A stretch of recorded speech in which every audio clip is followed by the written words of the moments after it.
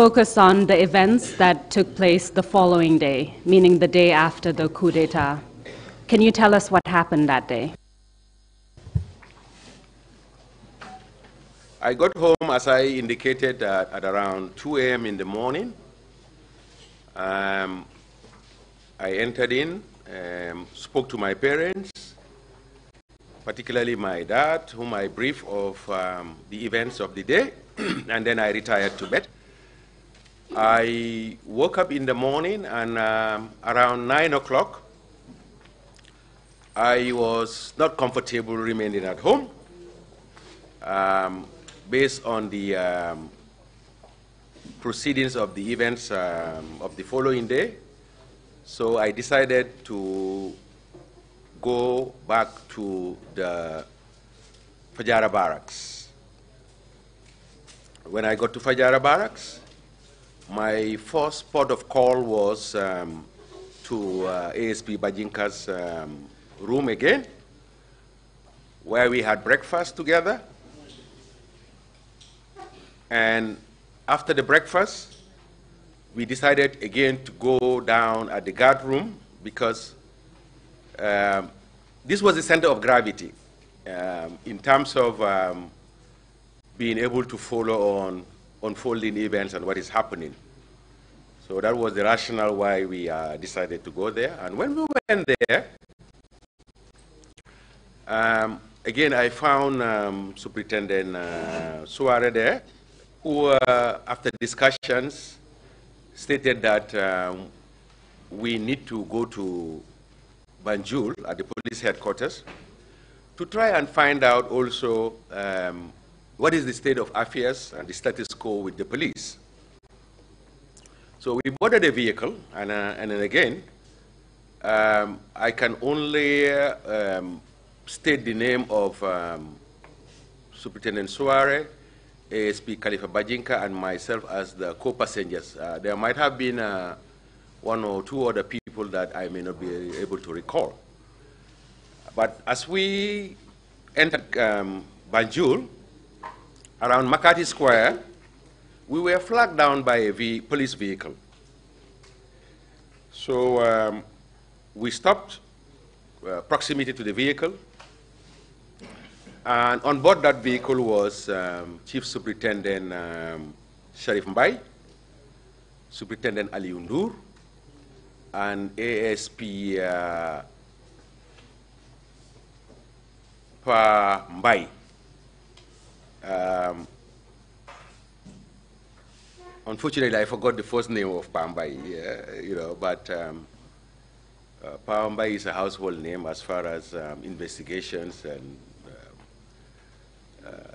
issues related to crime and criminality in Gambia is concerned. Everyone knows him. They were on board that vehicle, and they inquired from us where we were heading to. We said we were going to the police headquarters, and the reason for going to the police headquarters was just to find out about the state of affairs and what are the policing arrangements that are in place. They said actually they were on their way to the State House to try and find out from the junta what is and would be required of the police. And they encouraged us to join them. So we drove behind them and went to the State House.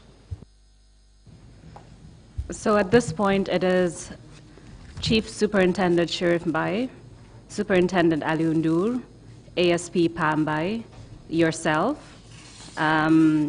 is it ASP Bajinda, and Superintendent Suare, is that correct?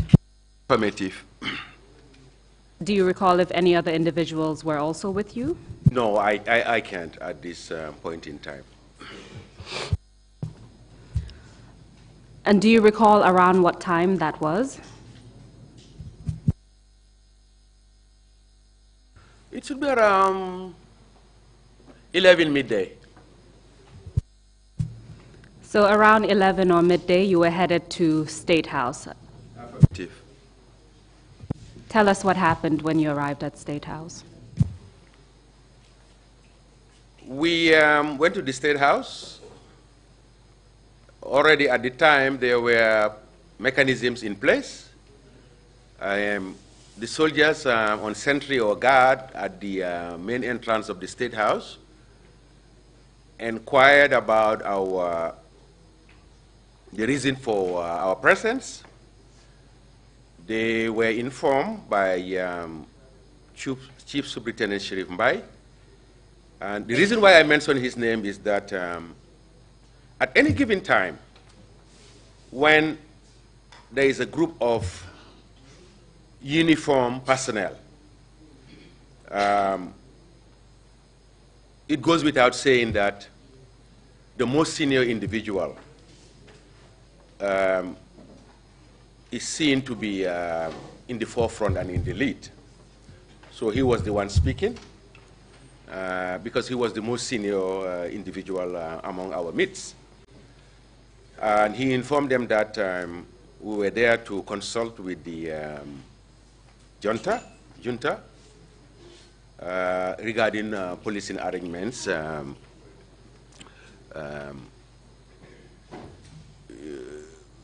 for the country, but most particularly for the city of Banjul.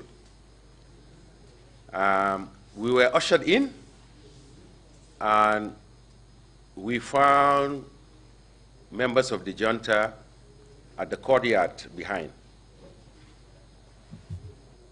Can you tell us which members of the junta you found at the courtyard? Lieutenant Yaya Jammeh was there. Second Lieutenant Edward Singate was there. There were, I think, Second Lieutenant Sanasabali, Second Lieutenant Hydra, and there were also, I think, other senior officers of the Gambia Armed Forces, namely, I think, Captain Mohamed Cham, Captain Samsudin Sarr, and if my memory serves me well, I think Major Malik Njai were also present. As far as my recollections can serve me, those were the ones that were seated when we arrived at the courtyard. So when your group encountered the members of the junta, can you take us through what happened and the conversation that unfolded?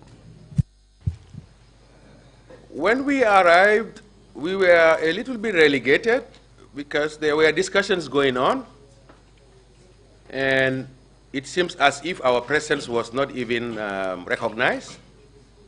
So we waited for a while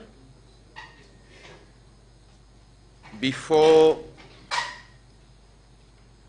Lieutenant Yahya Jammeh inquired why we were there.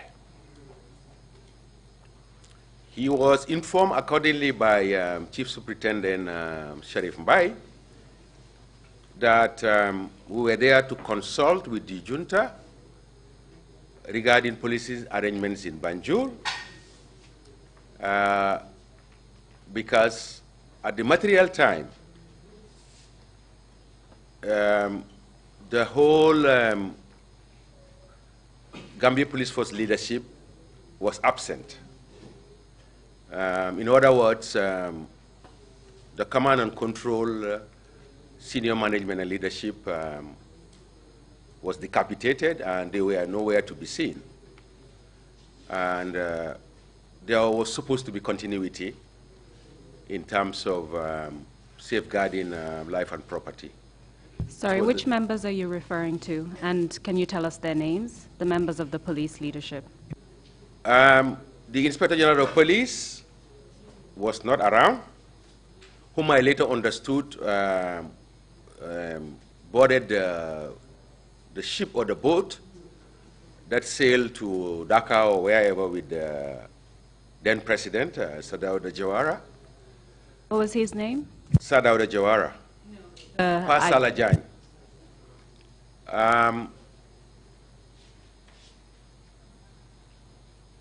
The Deputy Inspector General of Police, Dudu Diouf, was not also available.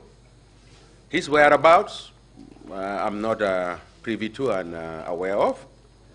And the two Assistant Inspector General of Police, Ibrahim Chongan and Bolisa, respectively, were also not present at the police headquarters on that Saturday of 23rd of July, 1994.